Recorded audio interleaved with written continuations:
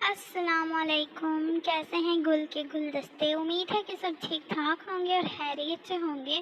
تو ابھی تک پچھلی ایپیسوڈ پہ ٹارگٹ پورا نہیں ہوا، کمپلیٹ نہیں ہوا، لیکن میں نے دیکھا ہے کہ کمپلیٹ ہونے کے قریب ہے، تو میں نے جو ہے وہ ایپیسوڈ ریڈی کر لیا، کیونکہ آپ کو پتہ ہے کہ اس کی وائس اوور میں اور اس کے بعد بھی ایڈیٹنگ میں اپلوڈ کرنے میں کافی ٹائم لگتی ہے، تو میں نے سوچا جب تک میں یہ سب کچھ کروں گی تو انشاءاللہ ٹارگٹ کمپلیٹ ہو جائے گا، تو میں یہ ویڈیو اپلوڈ کر دوں گی، پبلک کر دوں گی، ٹھیک ہے؟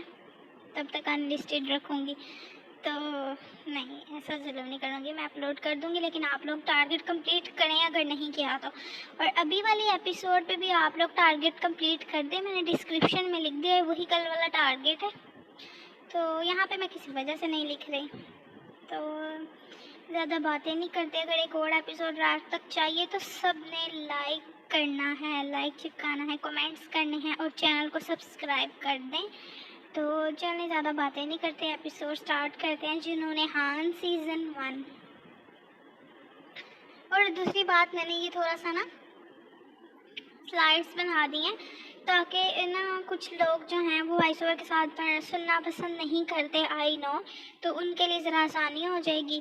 اور اگر آپ لوگوں نے وائس اوور کے ساتھ بھی سننا ہے تو ایک اور بات آپ لوگوں کو میں ہمیشہ بتانا بھول جاتی ہوں کہ آپ لوگ ایپیسوڈ کی جو سپیڈ ہے اس کو تھوڑا سا سپیڈ اپ کر لیا کریں اس ویڈیو کے اوپر۔ اگر آپ کو پتہ ہے تو ٹھیک ہے، ورنہ آپ کو میں بتا دوں گی، ویڈیو کے اوپر ہی آپشن ہوتا ہے، سپیڈ کو آپ نارمل سے تھوڑا سا زیادہ کر کے سن سکتے ہیں۔ تو چینل سٹارٹ کرتے ہیں جلدی سے۔ کیس نمبر 18، جنہوں نے ہان سیزن 1۔ ارمغان ڈریسنگ روم سے نکل کر کمرے میں آیا تو اسے زمین پر بکھرے کپڑے نظر آئے تھے۔ وہ کمفرٹر میں مکمل طور پر چھپی ہوئی تھی، لیکن اس کا ہچکولے لیتا لرزتا وجود ارمغان کی نظروں سے چھپا نہیں رہ سکا تھا۔ وہ زمین پر گرے کپڑے اٹھا کر ایک جانب رکھنے لگا تھا۔ یہ لڑکی اس کا سخت امتحان لے رہی تھی، ایک تو غلطی کرتی تھی، پھر اس پر رونا دھونا مچاتی تھی۔ ارمغان کمفرٹر اٹھاتا اس کے پیچھے جا کر لیٹ گیا اور سیلنگ کو دیکھنے لگا۔ ارمغان، بنفشہ نے رخ موڑے، ہچکیوں کے درمیان اسے پکارا تو ارمغان کا دل کٹ کے رہ گیا۔ اس نے گردن موڑ کر بنفشہ کو دیکھا تھا جو اس کی جانب دیکھ رہی تھی۔ ارمغان، آپ مجھ سے اتنا ناراض کیوں ہیں؟ مجھے اپنی صفائی کا موقع تو دیں۔ وہ ایک آخری کوشش کرنے لگی تھی کہ ارمغان کو منا سکے۔ تمہاری صفائی یہی ہے بنفشہ اسفندیار کہ تم نے مجھ سے وفا نہیں نبھائی، وہ شکستہ لہجے میں بولا۔ تو بنفشہ کی آنکھوں سے آنسو مزید بہنے لگے۔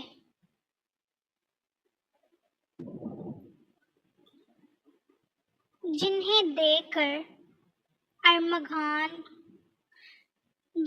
ارمغان دیکھ کر بھی اندیکھا کر رہا تھا۔ یہ وہی ارمغان تھا جو اس کی ہنسی کے صدقے واڑی جاتا تھا، اور آج اس کے آنسو بھی اس کا دل نرم نہیں کر رہے تھے۔ بنفشہ کو ارمغان کا لمس حواسوں میں لایا تھا۔ وہ کمفرٹر میں ہی اس کا رخ اپنی جانب موڑ گیا۔ بنفشہ کا چہرہ آنسو سے بھیگا ہوا تھا جو ارمغان کے دل کے سارے تار ہلا رہا تھا۔ رونے کی وجہ وہ اسے اپنے سینے سے چپکائے اس کے آنسو پوچھ رہا تھا۔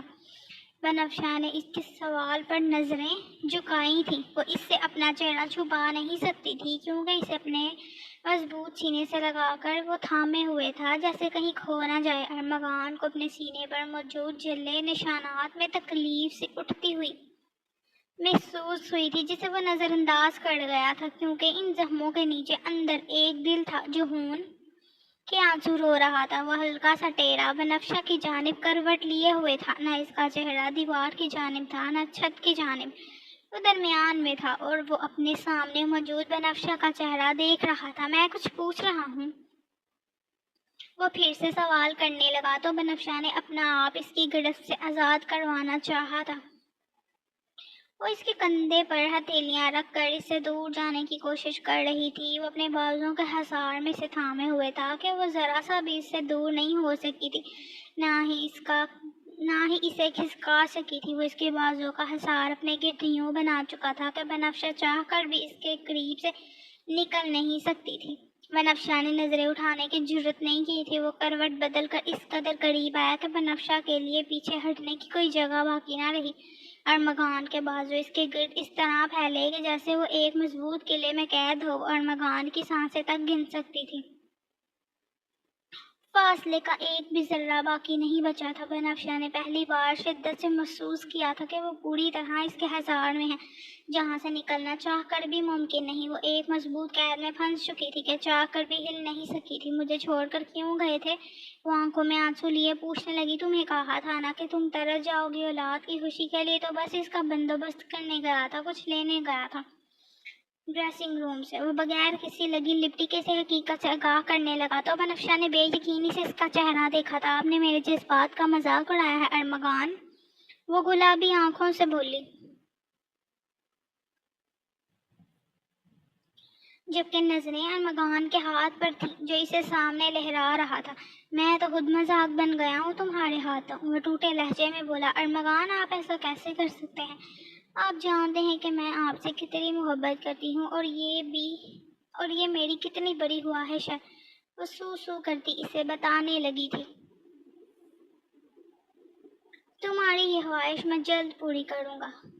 تمہیں اولاد کی خوشی چاہیے تو میں ضرور پوری کروں گا، لیکن جیسے میں چاہوں گا۔ اس کی ماں میری پسندیدہ عورت ہوگی۔ وہ اس کے گالوں پر بہتے آنسو صاف کرتے بولا۔ ارمغان، اس سے بڑھ کر آپ میری انسلٹ کیا کریں گے کہ میری موجودگی میں آپ کسی غیر عورت کا ذکر کر رہے ہیں؟ آپ حساب تو برابر کر ہی چکے ہیں، لیکن پھر بھی ایک بات یاد رکھیے گا، جس دن ایسا ہوگا آپ کو کہیں بھی میں نہیں ملوں گی۔ میں آپ کی ناراضگی، آپ کا غصہ، آپ کی نفرت سب کچھ جھیل سکتی ہوں، لیکن بے وفائی نہیں۔ وہ دو ٹوک لہجے میں بولی۔ تو پھر تو مجھے اپریشیٹ کرو کہ تمہاری آج والی غلطی کے باوجود تمہیں ابھی بھی دل سے لگا کر رکھا ہے۔ مجھے کچھ نہیں کہنا ارمغان، میں اب مزید اپنی بے وفائی کی صفائی نہیں دے سکتی۔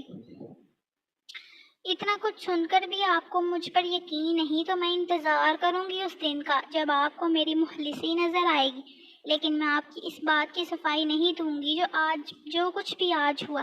اس سب کے باوجود آپ کو منانے کی کوشش کروں گی، لیکن پھر بھی نہیں مانیں گے۔ اگر اور مجھ سے بے وفائی کریں گے تو آپ بھی اسی طرح بنفشہ بنفشہ کرتے مجھے تلاش کریں گے، لیکن تب تک بہت دیر ہو چکی ہوگی۔ بہت پچھتائیں گے آپ اپنے فیصلوں پر، اسی طرح روئیں گے۔ وہ اس کے حصار سے نکلنے کی کوشش کرتی اسے اپنے پلان سے آگاہ کر رہی تھی۔ وہ تصور میں بھی ارمغان کو کسی اور کے ساتھ برداشت نہیں کر پا رہی تھی، اس لیے اچانک تڑپ کر بولی تھی۔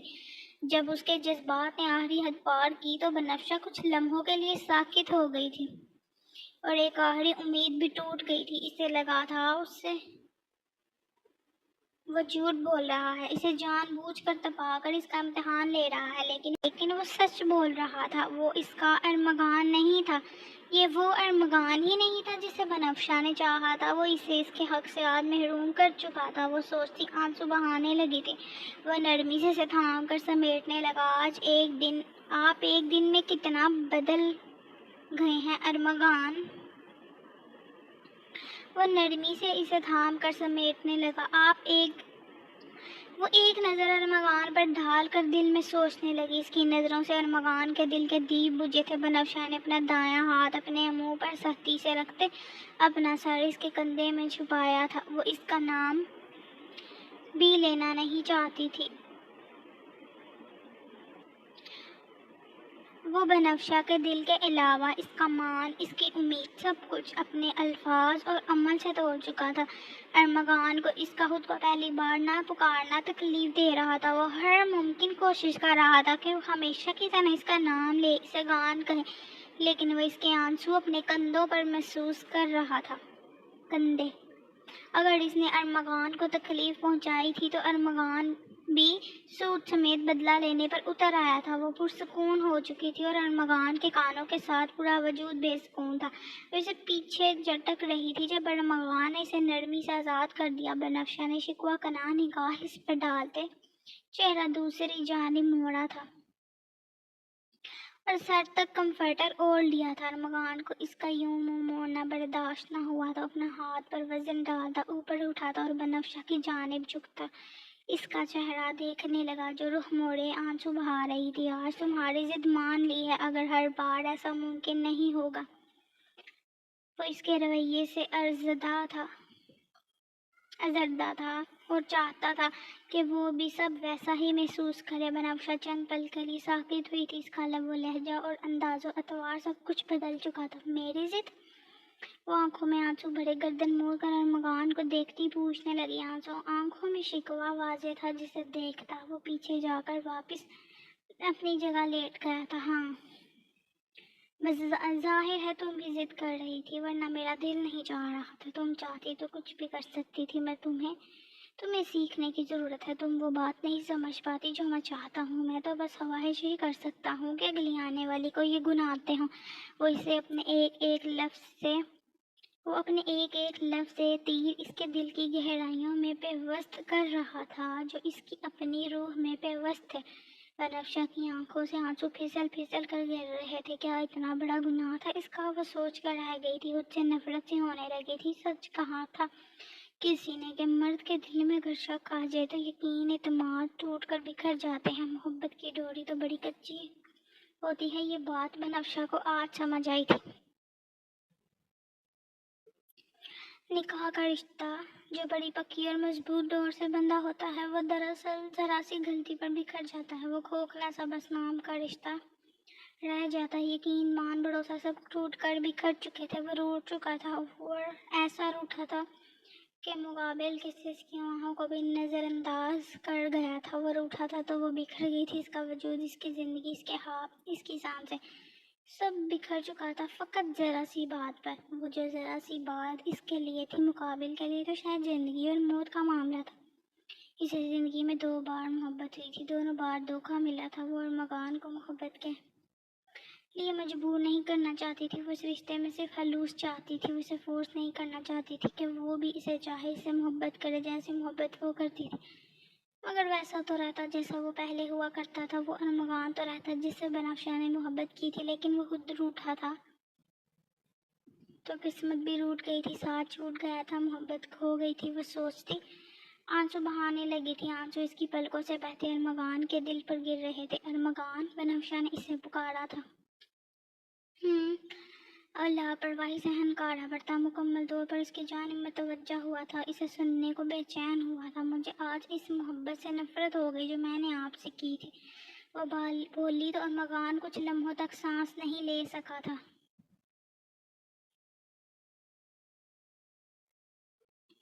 وہ اسے بتانا چاہتا تھا کہ بے وفائی سہنا کتنا مشکل ہوتا ہے. اس کے لیے وہ اسے بھی تکلیف محسوس کروانا چاہتا تھا. وہ تکلیف جو وہ خود محسوس کر رہا تھا. لیکن اس کی تکلیف کا 1% بھی اسے محسوس نہیں کروا سکتا تھا کیونکہ وہ چاہت تھی اس کی. وہ اس جنون کی آگ میں اکیلا جھلس رہا تھا. وہ اس کی تپش دور سے ہی محسوس کر کے محبت کو نفرت میں بدل چکی تھی. لیکن وہ تو اس آگ کو پل پل سہ رہا تھا اور کوئی مرہم بھی نہیں تھا ان زخموں کا جنہیں آگ کے شعلے لہولہان کر چکے تھے.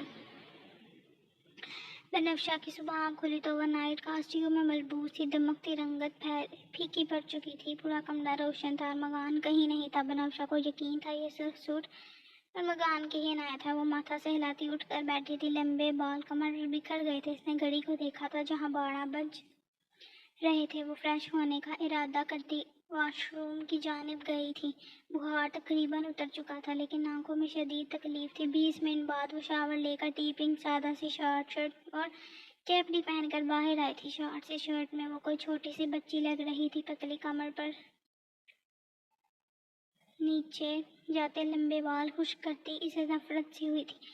یہ وہی بال تھے جن کی ولی اکثر تعریف کرتا تھا. پانی ٹپکاتے بالوں کو دیکھتے کہ اس کا دل چاہتے نجر سے اکھیڑ کر پھینک دے. جب اس کی نظر ڈریسنگ مرر پر رکھے آرگنائزر میں رکھی کینچی پر گئی تھی. اس نے کمر سے نیچے جاتے بالوں کو اپنے کندھے پر رکھا تھا جو گیلے اور رول جیسے تھے. پھر بالوں کو اپنی مٹھی میں بھر کر ان کی لمبائی کو کاٹنا شروع کیا تھا. وہ ان لمبے بالوں کو چھوٹا کر دینا چاہتی تھی. لمبے براؤن خوبصورت بال ٹیڑے کرتے زمین پر گرتے جا رہے تھے. ساتھ ساتھ بنفشہ کی آنکھوں سے آنسو بھی بہتے جا رہے تھے. اس نے ان بالوں کو بڑی محبت سے لمبا کیا تھا. نہ جانے کون سے ٹوٹکے اور امپورٹڈ پروڈکٹس استعمال کر کے اس نے ان حسین بالوں کو حسین تر کیا تھا. جس وقت زمین کی زینت بنے ہوئے تھے وہ جھک کر بالوں کو دونوں ہاتھوں کی مٹھیاں میں بڑھتی ڈسٹ بن میں پھینکنے لگی تھی۔ اس کے لمبے بال اب بمشکل اس کے کندھوں کو چھو رہے تھے۔ وہ روتی آنسو پہنچتی انہیں سہلانے لگی تھی جب ملازم نے کمرے کے دروازے پر دستک دی۔ وہ بیڈ پر رکھا دوپٹہ اٹھا کر سر پر اوڑھ کر دروازے کی جانب گئی تھی۔ دروازہ کھولا تو اسے سویرا حواس باہتا سی نظر آئی تھی۔ وہ اپنے دونوں ہاتھوں کو آپس میں مسلتی بنفشہ سے کچھ کہنے کی کوشش کر رہی تھی۔ بی بی جی آپ کو بڑے ہاتھ سے نیچے بلا رہے ہیں، سب لوگ شہر جا رہے ہیں۔ سویرا نے سوکھی لبوں پر زبان پھیر کر کہا۔ کیوں، کیا ہوا؟ سب ٹھیک ہے نا؟ بنفشہ نے ناسمجھی سے بالوں کو دوپٹے میں کور کرتے پوچھا۔ بی بی جی آپ کو نہیں پتا وہان سائیں صبح شہر کے لیے نکلے تھے تو ابھی خبر آئی ہے ان کا ایکسیڈنٹ ہو گیا ہے۔ سمیرا آگے بھی کچھ بول رہی تھی لیکن بنفشہ کے قدموں کے نیچے سے زمین کھسک چکی تھی۔ وہ اس سے آگے کچھ سننے کے قابل نہیں رہی تھی۔ اس کا دل لڑکنے لگا تھا۔ وہ بھاگ کر سیڑھیاں اتر کر نیچے آئی تو خوشبخت بیگم صوفے پر بیٹھی آنسو بہا رہی تھی۔ موڑے بنفشہ نے روتے روتے انہیں پکارا تو وہ بنفشہ کے ساتھ اس ہاتھ لگانے لگی۔ تمہیں کہا بھی تھا میں نے کہ آج مت جاؤ، میرا دل گھبرا رہا ہے، نہ جانے کہاں کہاں چوٹیں آئی ہیں میرے بچے کو۔ وہ روتی ہوئی ٹھہر کر بول رہی تھی۔ بنفشہ بھی زاروں قطار روتی سسکیاں بھرنے لگی تھی۔ خوشبخت تم کمال کرتی ہو، بچی کو بھی پریشان کر رہی ہو، بس خدا سے دعا کرو سب ٹھیک ہوگا، وہ خیریت سے ہوگا۔ گاڑی تیار ہے، چلو نکلتے ہیں۔ عالمزیب خود کو مضبوط بناتے لاؤنج میں داخل ہوتے روتی ہی بنفشہ کا سر شفقت سے باپ کی طرح اپنے سینے سے لگاتے خوشبخت کو بھی دوبارہ تسلی دینے لگے تھے جو بار بار روتی ہی جا رہی تھی۔ وہ تینوں 5 منٹ میں ڈرائیور کے ساتھ شہر کے لیے نکلے تھے۔ عالمزیب نے اسفندیار کو پریشان کرنا فی الحال مناسب نہیں سمجھا تھا۔ تو کیسی لگی آج کی ایپیسوڈ؟ امید ہے کہ اچھی لگی ہوگی۔ اگر رات کو نیکسٹ ایپیسوڈ چاہیے وہ بھی ڈیٹیل لانگ ایپیسوڈ تو چینل کو سبسکرائب کر دیں اور ٹارگٹ کو کمپلیٹ کر دیں۔ بائے بائے، اللہ حافظ۔